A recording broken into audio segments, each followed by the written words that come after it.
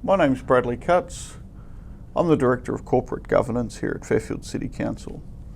Tonight we're going to cover a few things, including some information about Fairfield City Council, some key dates for candidates and prospective councillors, and also some information about Fairfield City Council and the expectations of a councillor.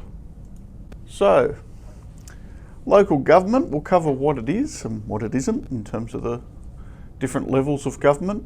We'll talk about the different roles and responsibilities of the mayor, individual councillors, councillors as a collective, and our city manager. We'll cover off on what resources are available to councillors, about the types of decisions and making decisions at Fairfield City Council as a councillor. We'll give a background about the Fairfield City Government local area, some of the key statistics, a bit of an insight into our community that you'll be representing, and we'll go through some key dates and some of the electoral materials that need to be covered for prospective candidates, both from Fairfield City Council's governance perspective and our Australian Election Company that are conducting the election and are the election manager for the purposes of the 2021 4th of December election. So local government. As I alluded to before, there's three levels of government in Australia. We have the federal government, the state government, New South Wales state government in our case, and local government. So you can see by those intersecting circles, there are some overlays. There's a lot of interaction between the various levels of government, a lot of responsibilities that we either advocate or deliver directly for the community. And when I say advocate, so where it's a federal government responsibility, we may make representations to the federal government on behalf of our community as a council. Where it's a state government responsibility, we may make state government representation. So examples of that may be related to immigration for the federal government, the resources that come with migration into the Fairfield local community. We may make representations about transport and public hospitals to the state government, and at a local government level, the things that we're responsible for delivering directly to our community, and we're responsible for making decisions, and it gives some examples there. Local government in New South Wales, there's 128 councils currently with 14 county councils, employs more than 50,000 people, greater than $99 billion worth of infrastructure, and more than $96 billion worth of spend. So it's a large machine that delivers a lot of services directly to the community, some of which the community are very aware of, such as waste and roads, some that they're less aware of, such as paying for the street lighting network. What can local government do? So there's a legislative framework. It outlines under 67 different acts, which are administered by 27 different state agencies, what local government can do. The primary document is the Local Government Act of 1993, and there's some other ones listed there, but it gives you an idea of the breadth of the legislation and the coverage that councillors need to have to represent their community effectively. Bit of an insight in what local government does. I like to think of local government as its own little mini economy. There's lots of things that we do as an organisation delivering directly to our community and for our community, and it's a very complex organisation. It's a very diversified organisation.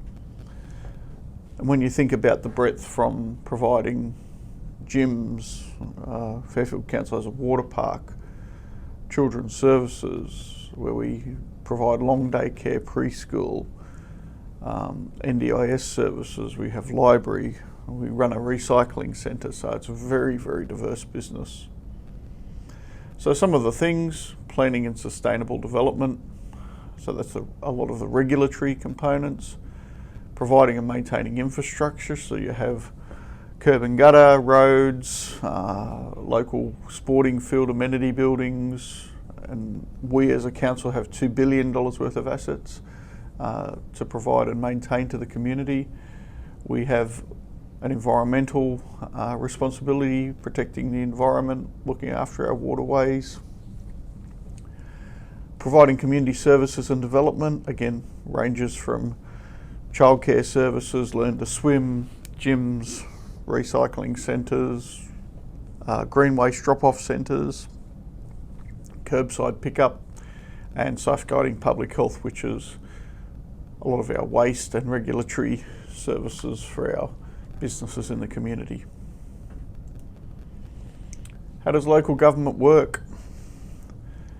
So council's role primarily, govern local government affairs, be responsible for the performance of local government functions and oversee the finances and resources and determine local government policies.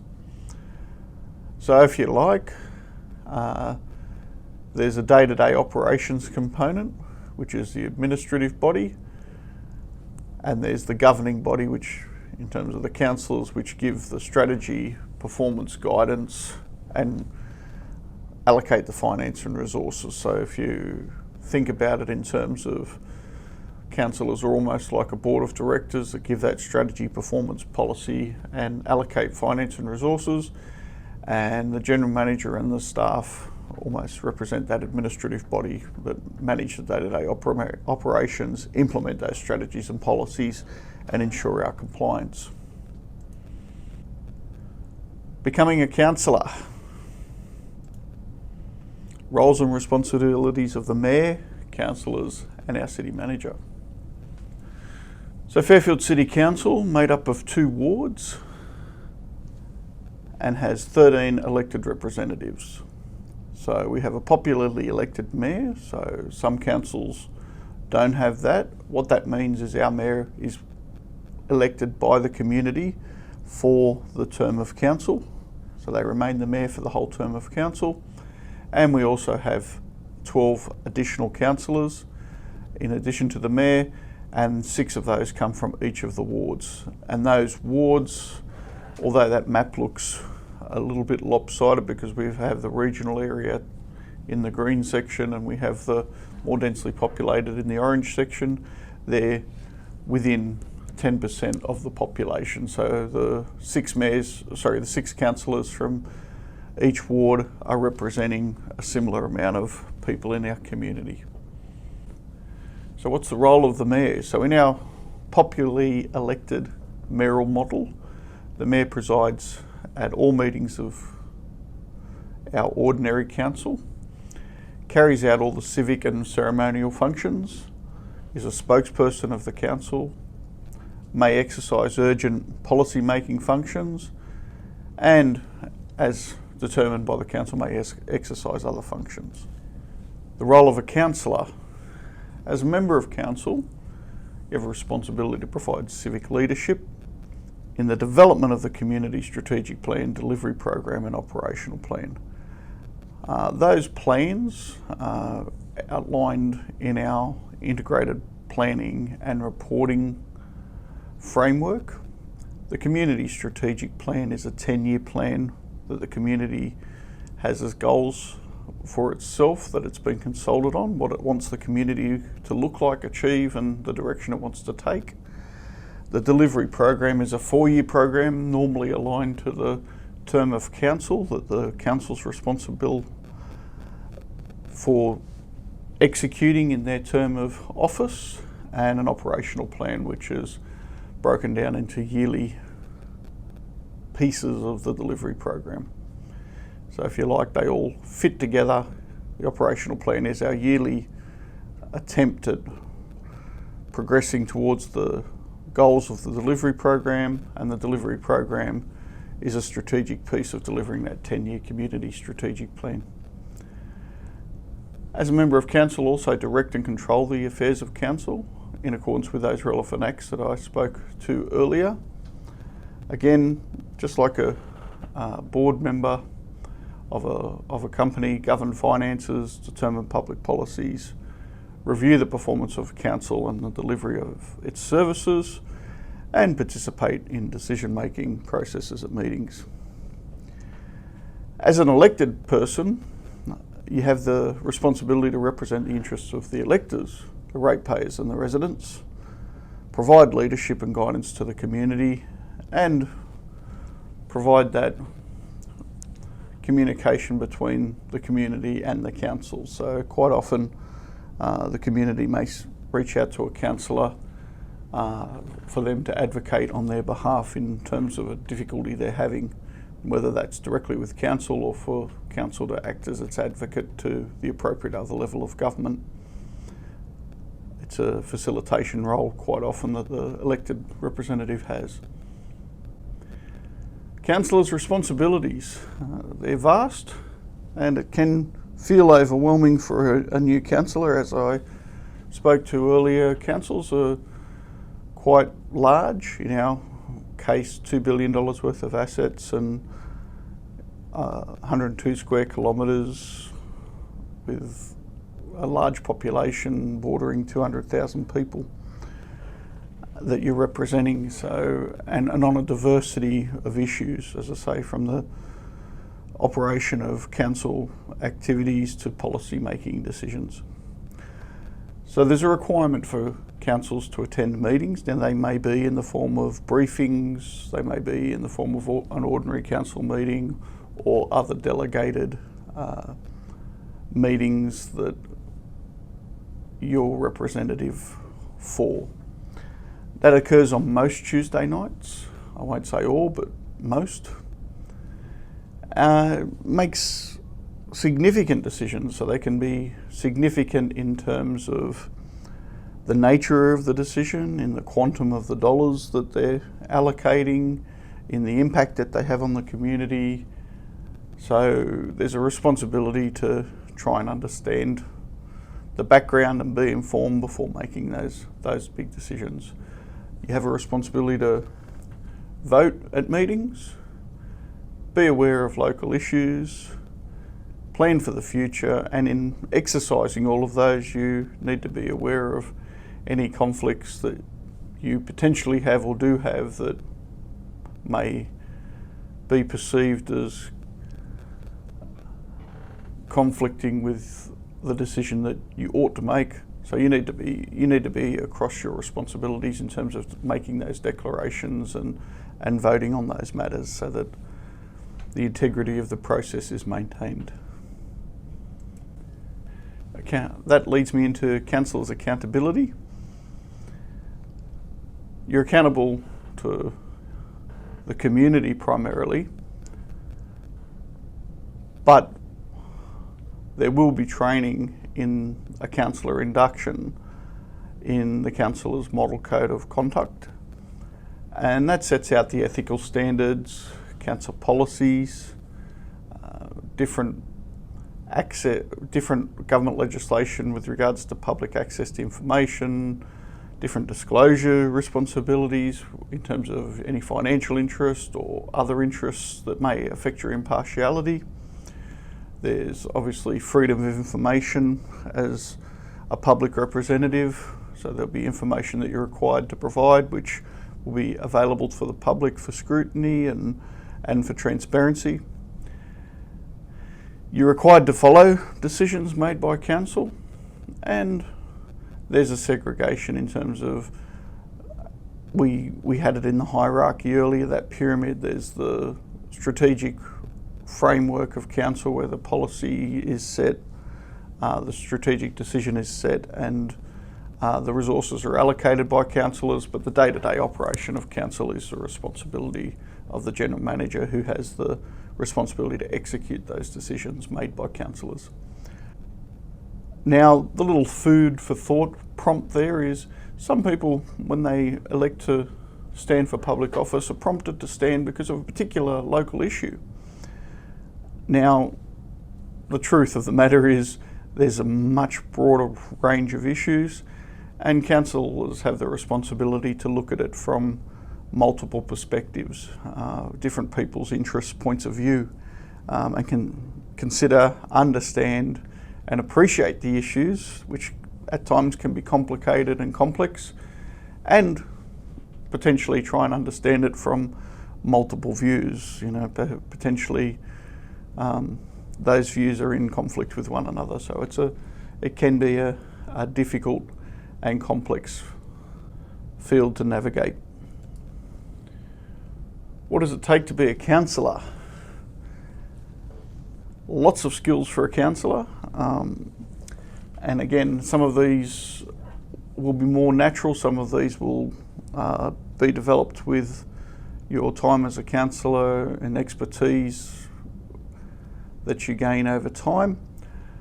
However, broadly, there's obviously the communication skills. It takes communication to have people decide that you're the right representative and vote for you, and also to speak to people about their issues and understand what they are so that you can advocate and represent that community properly.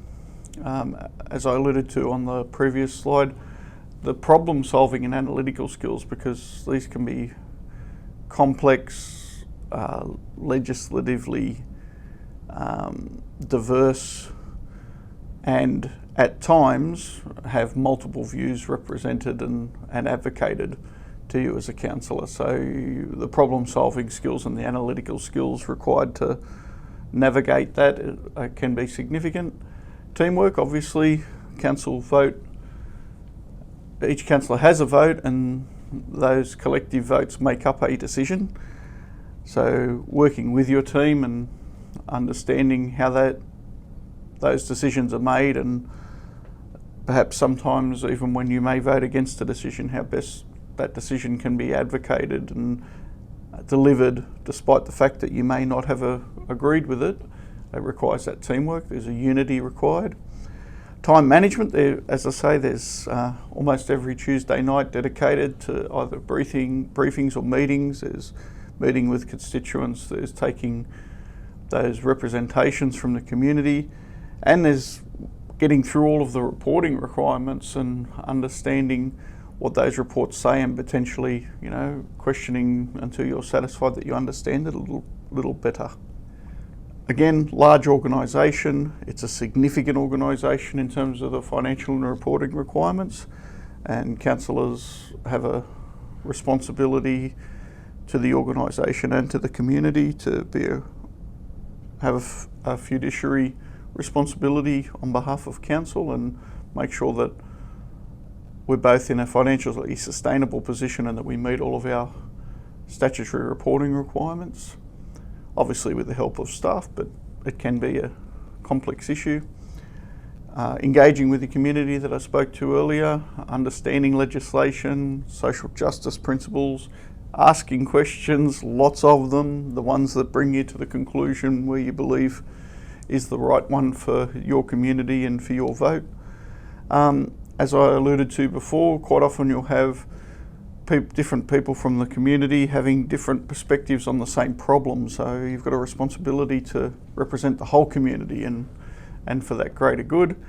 And whilst doing all of those things and juggling all of those responsibilities, you're required to demonstrate that you're acting ethically and be accountable and responsible for that behaviour in terms of your declarations and your independence. Lots of challenges. By now, hopefully I haven't scared people away from the commitment of being a councillor, because we need councillors, we need good councillors. But there is a time commitment, there's community consultations, there's the time reading reports, preparing for meetings, reading, getting those questions answered to your satisfaction, being informed. This is the difficult one, as I said before, when you have different perspectives. Almost always decisions will have a degree of not being popular. For every person you please, you may displease someone else. So it's finding that balance, which leads into the next point. So individual constituents with those of the community, you need to balance that with the greater good. And again, you're representing the community, so it's trying to find that balance in a lot of the decisions that you're making. Again, decisions aren't made in a vacuum by yourself. You're one of 13 votes, and it's a collective group, so when decisions are made, that needs to be made as a collective and need to be supported as a collective. So at times you may not support a decision, but a functioning council still has to deliver on those decisions that are made as a collective group. Knowledge, again, broad range of issues, and some can be quite technical. It's a large and diverse organisation that can have quite often technical issues. Because it is a large and diverse organisation, there's a lot of legislation that governs all of those different arms of council and all the governance required to show that council is abiding by those legislations and those governance rules. And again, the involvement goes back to those ethics and being an independence.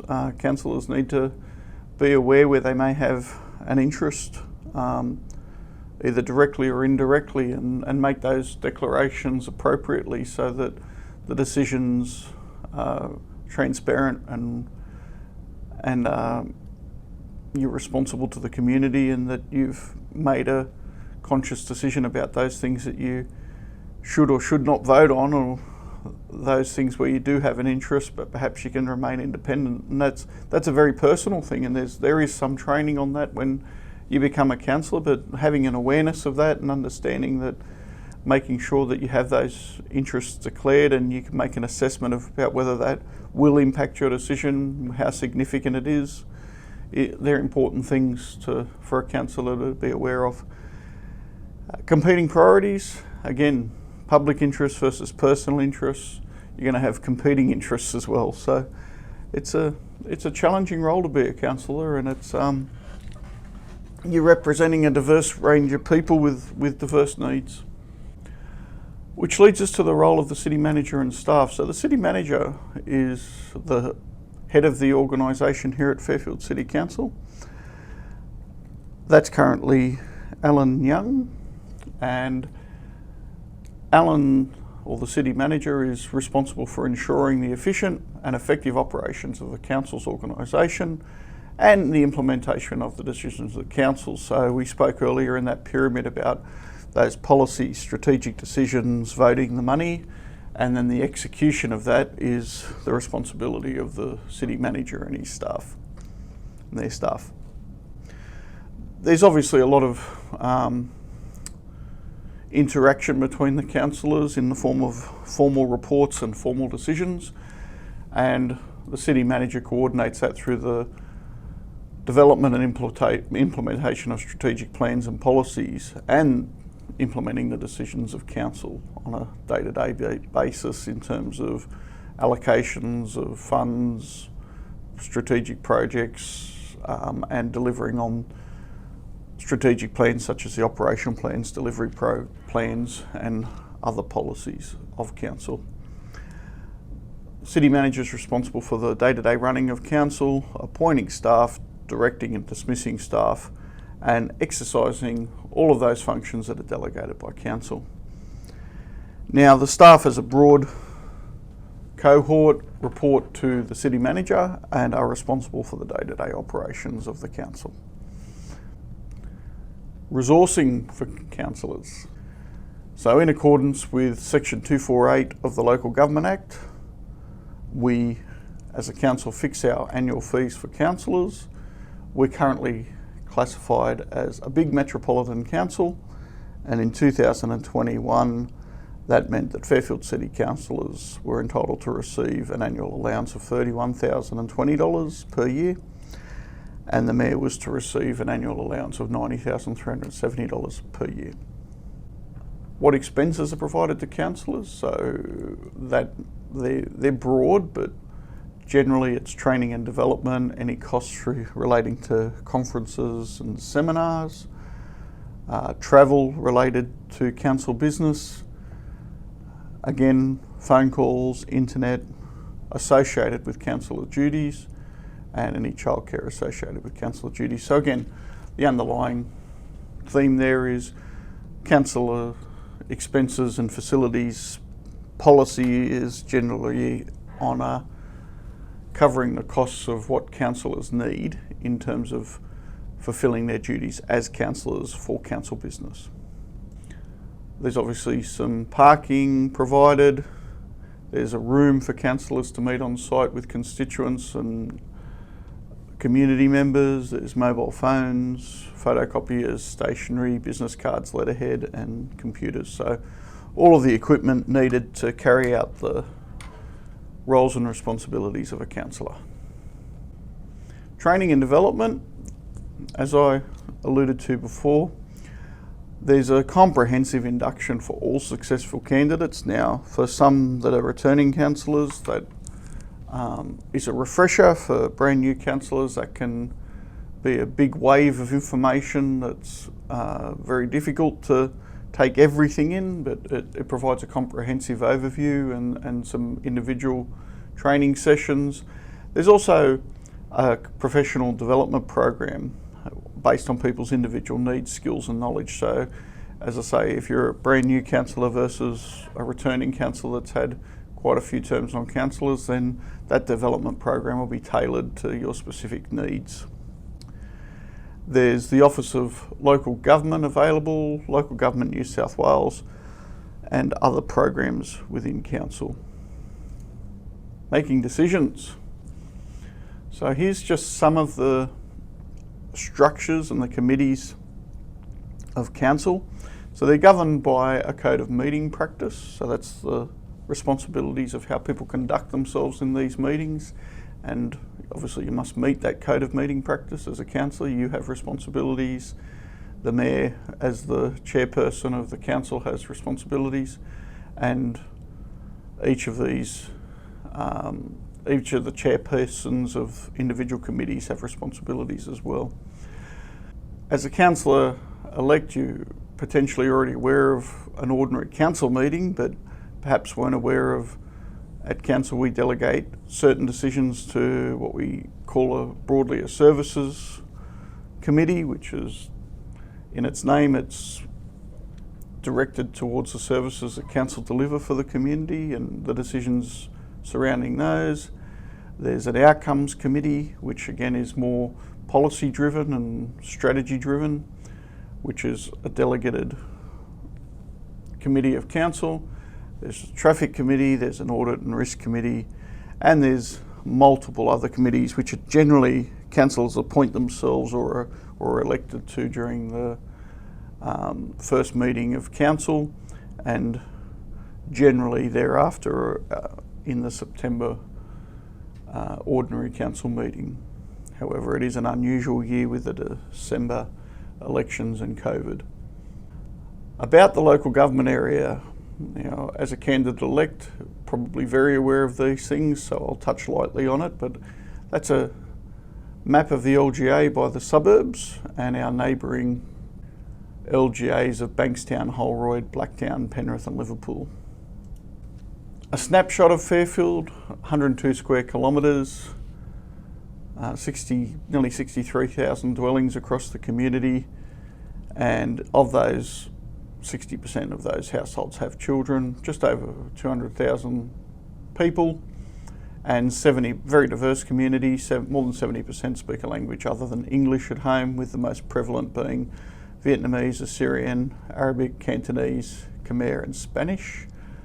54% of residents born overseas, and 18.5% have completed a tertiary education. As it says there, the best thing about living in Fairfield is multiculturalism. So it's a settlement city, very diverse city, and that brings with it its challenges, and it also brings with it some great opportunities and some wonderful diversity.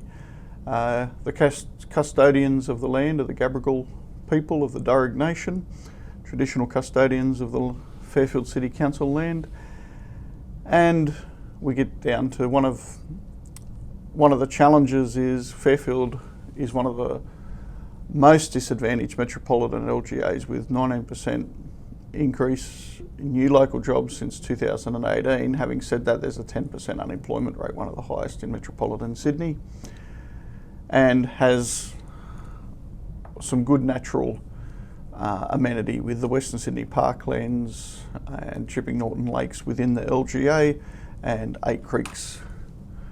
The community's vision, so we talked earlier about the community strategic plan, and the community vision within that strategic plan is that we are Fairfield City, a welcoming, safe and diverse community where we are proud to belong, invest and prosper. The community has set out these 10 priorities, and as I said earlier, not all of them are the responsibility of council to deliver, so some of them may be the responsibility of council to advocate, work cooperatively with. So you can look there at priority 10, access to schools, universities, colleges and TAFE, all outside the remit of council responsibilities, but definitely want to create an opportunity for our residents to access all of those services and advocate on behalf of our community for those services to be close by or within the LGA and certainly accessible to our community. So traffic flow and safety, community safety, inviting and well-used community places and parks, attractive and lively town centres, connected transport systems, job opportunities, clean streets, affordable housing, car parking spaces and education. So I'd suggest that that's a pretty good list of things to be targeting for community, for them to live in a wonderful and prospering local government area. And they're the 10 priorities of our local community in terms of our community strategic plan, which is the 10-year aspiration. Alluded to it before, council is a large and complex organisation by any standards. It's $186 million in income and expenditure in 2021-22, with 63% of that coming from rates, which is lower than other councils in terms of their reliance on rates. We had a nearly $60 million capital investment program. So financially sustainable council, but a large and complex council. Gives you an idea where some of that money is sourced, so 64% on rates and annual charges, 12% from fees and charges, 12% from other revenue, grants and contributions, and interest and investments. So quite a diversity of revenue sources in a complex business. Integrated planning and reporting. I spoke to it earlier, I'll cover it again here. It's, again, that Fairfield City Plan is the 10-year strategic plan with the goals and aspirations of the community.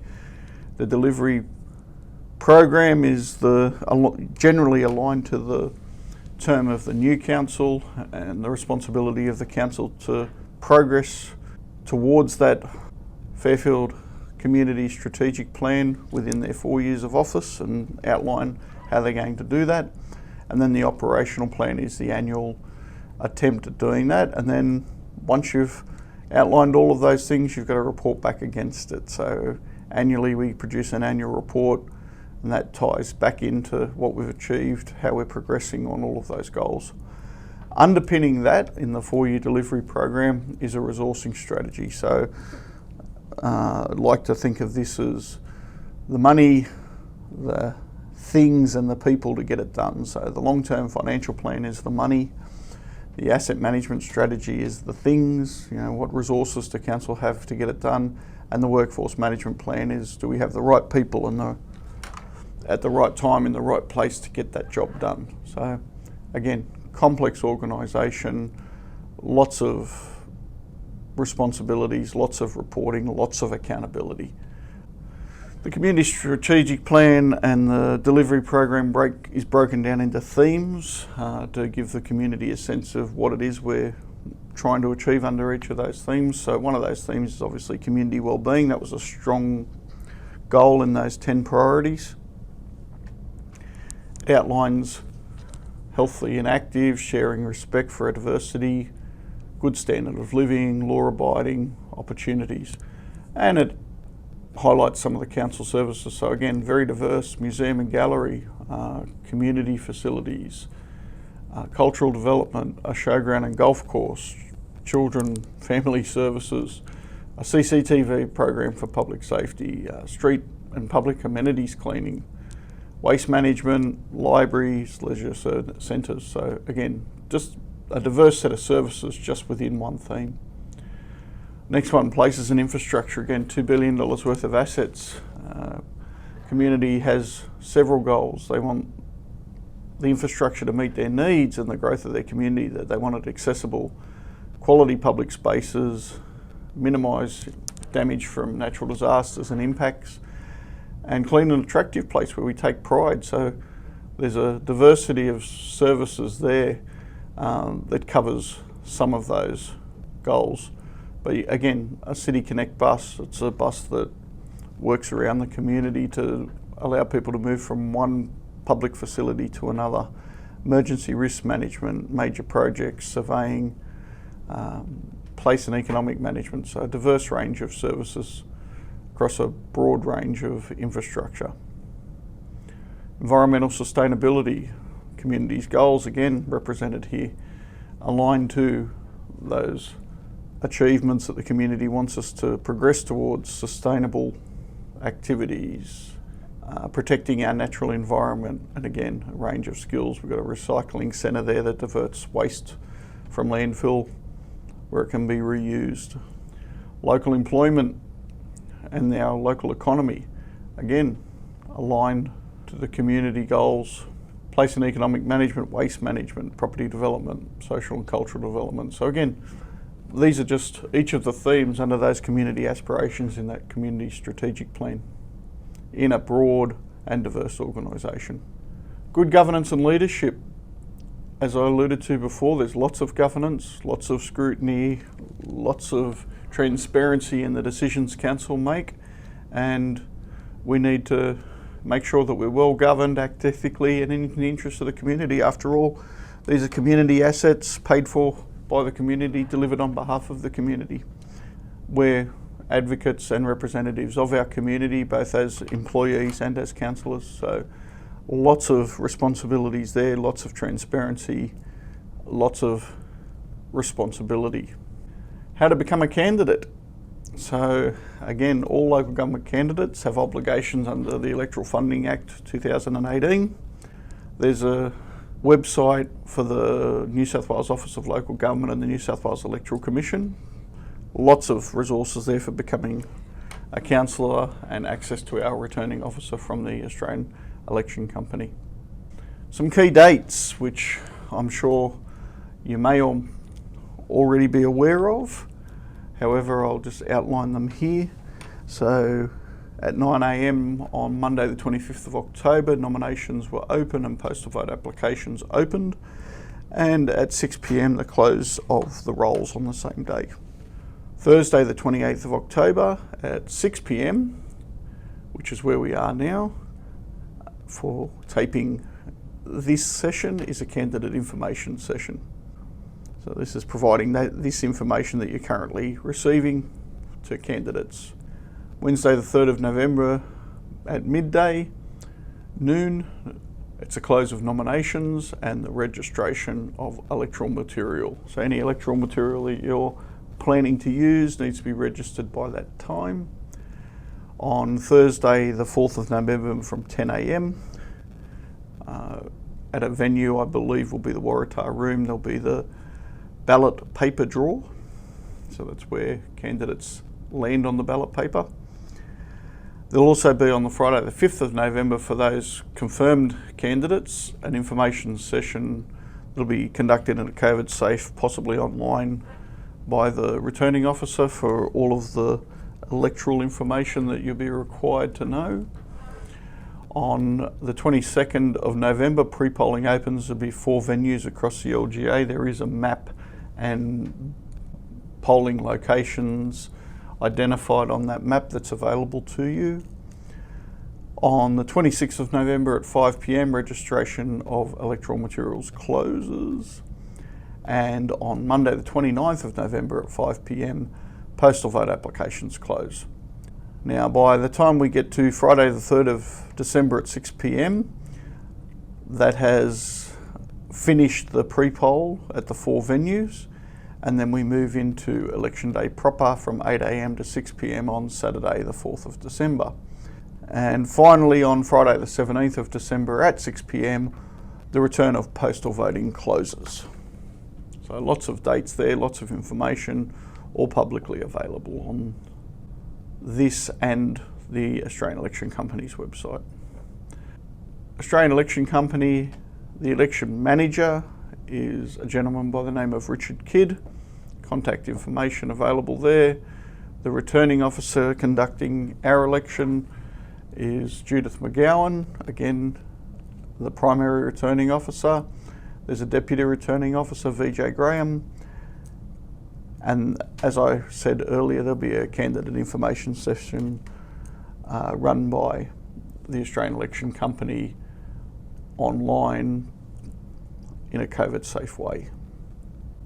So the Australian Election Company slides I'll run through briefly. Who's eligible to nominate as a candidate is a person qualified to hold civic office under Section 274 of the Local Government Act, if the person is entitled to be enrolled as an elector and none of the disqualification provisions apply. Again, this is under the Act, but very specific. So Section 275 goes further and lists various circumstances which disqualify a person from holding civic office. Some of the disqualifications from standing for office include currently serving a prison sentence, conviction of certain election and property offences, prohibited from managing companies, currently a state member of parliament, a judge or state Commonwealth court, or an employee of council, of this council, I should say. Nominations.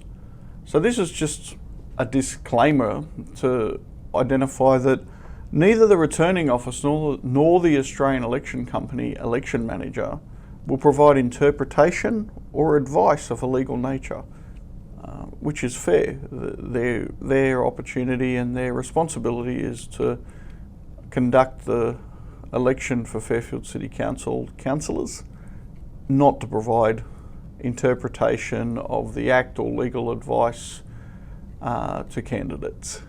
Any candidate or prospective candidates with queries about qualifications or disqualifications or other matters of legal nature must seek their own legal advice. And again, I believe that's fair because you need to be assured that you can rely on the information, and the best way to be able to rely on the information is to make sure that you're getting it from someone whose responsibility is to serve you and your goals. How to nominate as a candidate. Submit a nomination between the 25th of October and before noon on the 3rd of November, and officially lodge this with the returning officer. The completed, consented, signed and attested nomination Form 2 or Form 3, together with payment in cash, bank cheque or EFT, must reach the returning officer by 12 noon on nomination day 3rd of November 2021.